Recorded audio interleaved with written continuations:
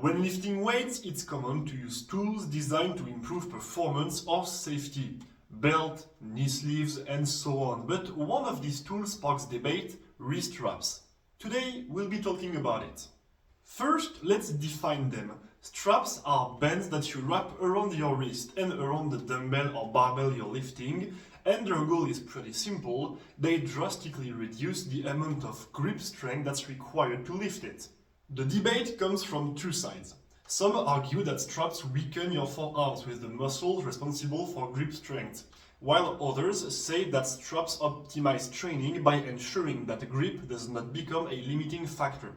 The truth lies somewhere in between. Using straps is not black or white, they're not inherently good or bad, it all depends on the context. In fact, it often makes sense to use them in some cases, and it does not in others. So let's look at different training goals: strength, hypertrophy, well-being, and athletic transfer. Number one, strength. The first question to ask is whether you train for a strength sport competitively or you just want to become overall stronger. If you compete, you need to know: number one, are straps allowed in your sport? And number two, if they are they actually useful? For example, Olympic weightlifting prohibits the use of straps. Strongman allows them in some events, but in multiple workouts, especially if you have to lift and carry many objects as fast as possible, they can end up being almost penalizing. If you have to put them on and off and on and off several times during a workout, they will slow you down. From there, you can decide which part of your sport you want to train with straps and which you want to train without. And one piece of advice: even if you use straps all the time in competitions, reinforcing your grip strength is always valuable. Not only on the performance side, but also because it will contribute to your long-term wrist and elbows health. And if you're training for strength but without competitions, then the situation is a bit more flexible. Grip strength is highly transferable and is often considered as a marker of your overall strength, so training it is definitely valuable. That said, if grip becomes a limiting factor, then you have two options. Number one, train it until it no longer holds you back, and number two, use straps strategically to push your main lift further.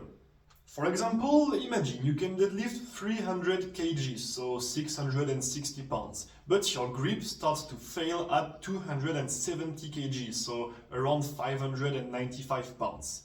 You can definitely train most of your deadlifts without straps, but use them when you go over 90%, for example. Will this mean your forearms will lag behind a little bit? Possibly, but a 270 kg grip is already impressive, and it's normal that larger muscles produce more strength. If you're not competing, then you have no reason to hold yourself back. Number two, hypertrophy. This debate will be shorter. Building forearm strength and size is very important, so straps should not be your default.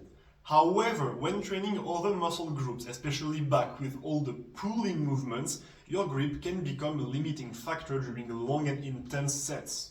In that case, straps allow you to reach muscular failure in the targeted muscle group instead of cutting your set short. The key is to find the right balance.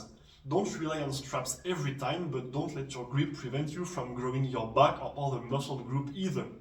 3. Well-being. If you lift mainly for health, enjoyment, or daily comfort, then the answer is pretty simple: don't rely on straps.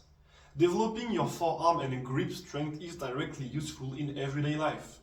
Only use straps if grip strength makes an exercise really difficult. In summary, train your forearms, but don't let them prevent you from training the rest of your body. 4. Athletic transfer. If you're an athlete using weight training to improve in your sport, then the answer will depend on your objectives. Ask yourself 3 questions. Am I using strength training to develop a specific part of my body? Does my sport require little to no grip strength? And is my grip strength a limiting factor on an exercise? If all 3 answers are yes, then use straps. You're not targeting your grip strength and it's not really useful in your sport. Otherwise, train your forearms. It will always be useful.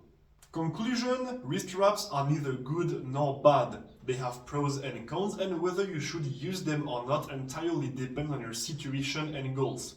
Just remember, developing your forearm strength and grip ability is always useful and far beyond lifting, so don't neglect it. I hope this video was helpful. If you have any questions, suggestions, or anything else, feel free to drop a comment down below, and if you want to contact me straight through my social medias, the links are in the description. I'll see you next Sunday, and until then, train hard, stay consistent, and never forget, make yourself proud.